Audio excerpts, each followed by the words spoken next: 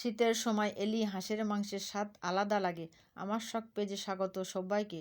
আজ আমি রান্না করছি মজাদার ঘরোয়া হাঁসের মাংস। একদম শীতের দিনের জন্য পারফেক্ট একটি রেসিপি।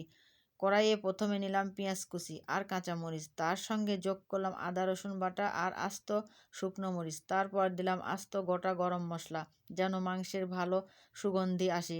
এরপর একে একে সব গুঁড়া মশলা যোগ করলাম, মরিচের গুঁড়া, হলুদের গুঁড়া, লবণ, ধনিয়ার গুঁড়া আর জিরার গুঁড়া। এখন সামান্য তেল দিয়ে সব মশলা ভালো করে হাতে মেখে নিলাম, যাতে মশলার স্বাদ মাংসের ভিতরে পর্যন্ত ঢুকে যায়। এরপর দিয়ে দিলাম টাটকা হাঁসের মাংস, দিয়ে সুন্দরভাবে মেখে নিচ্ছি, যেন মশলাগুলো মাংসের সাথে ভালোভাবে মিশে যায়। হাতে মাখা রান্নার স্বাদই আলাদা। তারপর কয়েকটা আস্ত রসুন যোগ করলাম। হাঁসের মাংসে আস্ত রসুন দিলে স্বাদটা বেড়ে যায় আর খেতে ভালো লাগে। সবশেষে সামান্য পানি দিলাম। কড়াইয়ে ঢাকনা চাপা দিয়ে দিলাম।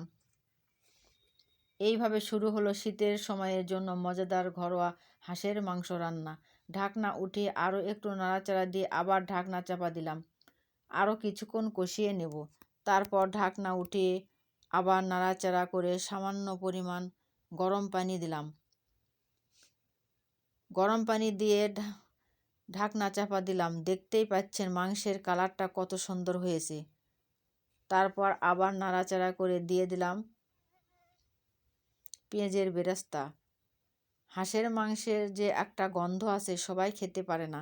পেঁয়াজের বেরেস্তা দিলে সেই গন্ধটা থাকবে না, রান্নার স্বাদটা বেড়ে যাবে দ্বিগুণ আর কালারটা হবে অসাধারণ। পেঁয়াজের বেরেস্তা দিয়ে আরও কিছুক্ষণ রান্না করে নেব।